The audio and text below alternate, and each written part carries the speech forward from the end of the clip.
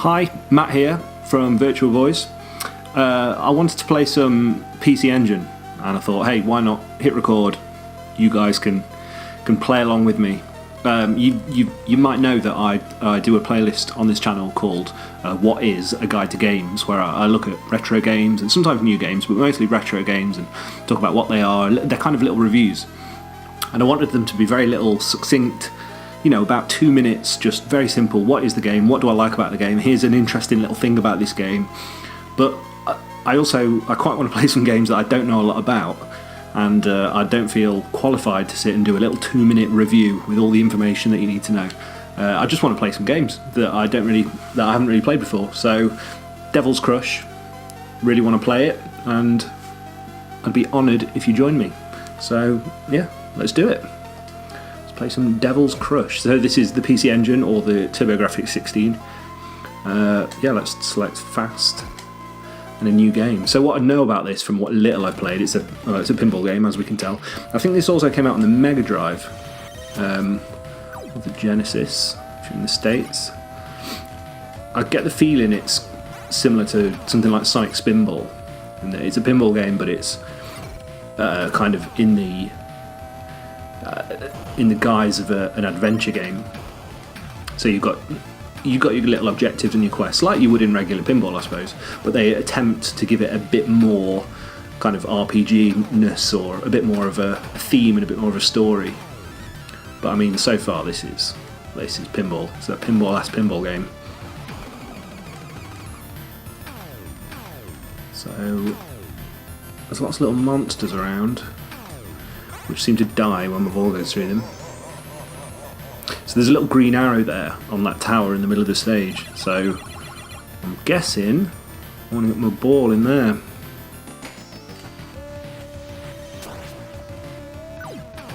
And there's those pentagrams as well. Oh.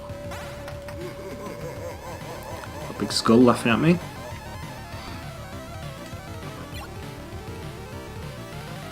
Where does it say how many balls I've got left? Oh, 0, top right. So, presumably it's over. What happened there? Went in the pentagram?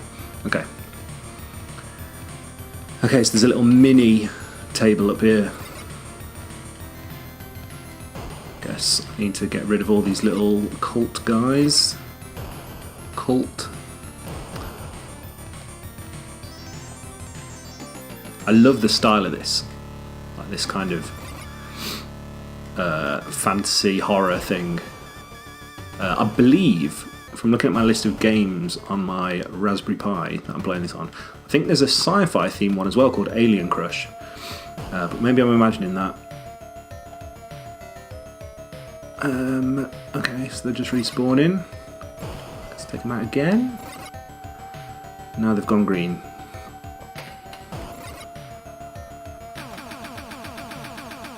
So being a British guy, as you can probably tell, I didn't play any PC Engine or TurboGrafx as a kid.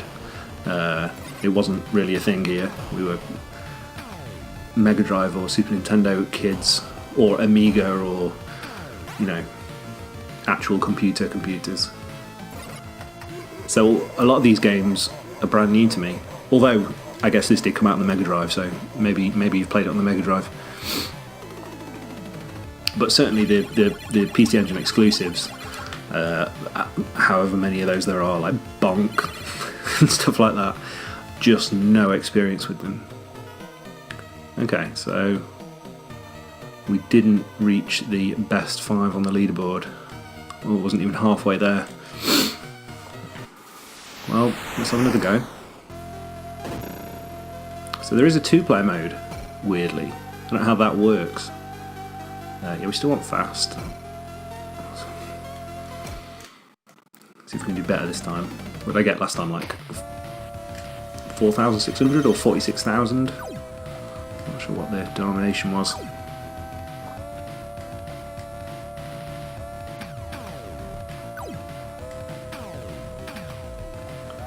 So the PC Engine controller's only got 2 buttons on it. I can't remember if they're called 1 and 2 or A and B. I think it's 1 and 2. So there's not that many buttons to work out on the table.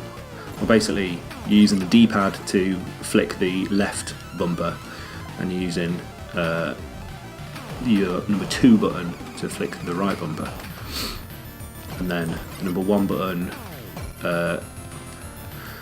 nudges the table.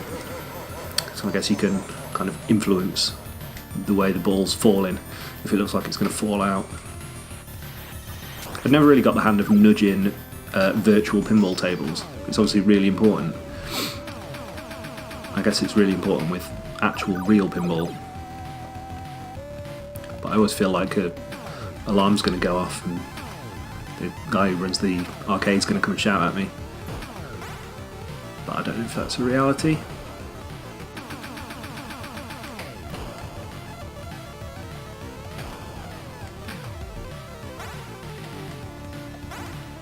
So you might have watched my Guide to Games video on the Pinball Arcade, which is a modern pinball game where it like remodels, well not remodels, it recreates actual real life pinball tables, and it's got tons and tons and tons on. There's like 5 seasons worth of tables where there's 20 tables in each season or something, and it's all proper original pinball tables.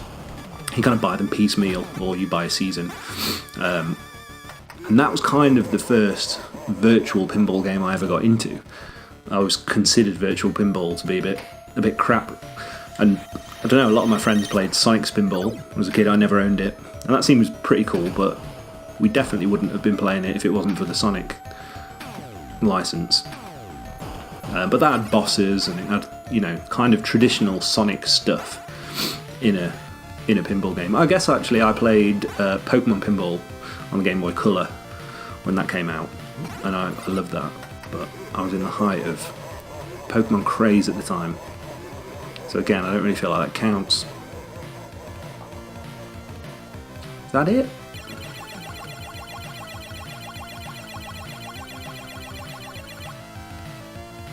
Last chance.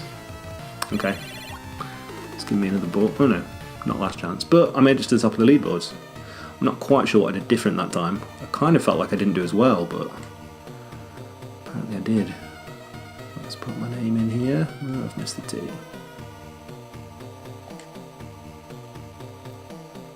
Okay, let's have one more go. And then I think we'll wrap up. But this is cool. I'm kind of into it. I'm going to check out the Mega Drive version as well, see if it's at all different.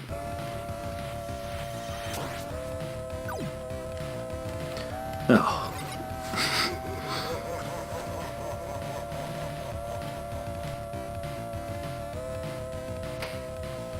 I could totally see myself getting into this and playing a lot of it.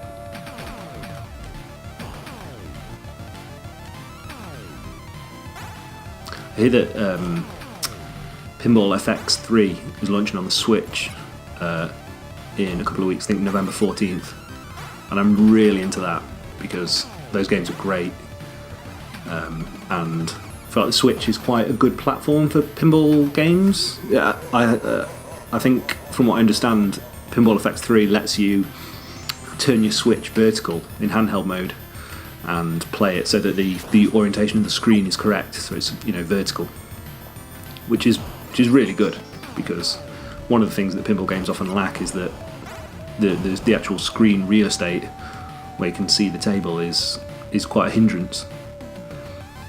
But Pinball FX, if you don't know, I guess it's kind of the rival to the Pinball Arcade in that they're both modern pinball games, but the difference being the Pinball Arcade is real tables and Pinball FX is fantasy tables, normally tied to a license. So it's got Marvel tables in it, it's got Star Wars tables, Walking Dead tables, Back to the Future. Apparently there's this incredible Jaws table that they released recently, which sounds incredible because I love Jaws.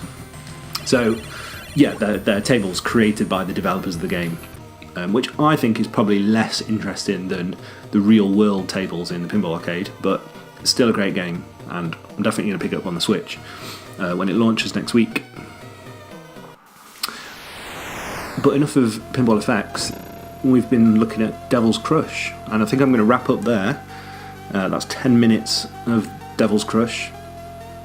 I'm definitely going to play more of this because I had a really good time. And yeah, I'm going to check out, I'm pretty sure Alien Crush is a thing that exists, and I didn't just make that up. If I did, I'm sorry, and I'm sure someone will correct me. I hope you liked joining me for Devil's Crush. Next time I want to play some retro gaming that I know nothing about, then I'll do this again, and you can join me as I try and learn about these classics that aren't classic enough for me to have played in my actual childhood. So yeah, thank you for joining me, and if you're a fan of Devil's Crush, if you know more about it than me, if you know where I'm messing up here, then drop me a note in the comments. Always nice to read. Okay, thanks very much. I'll see you next time. Bye, bye, bye, bye.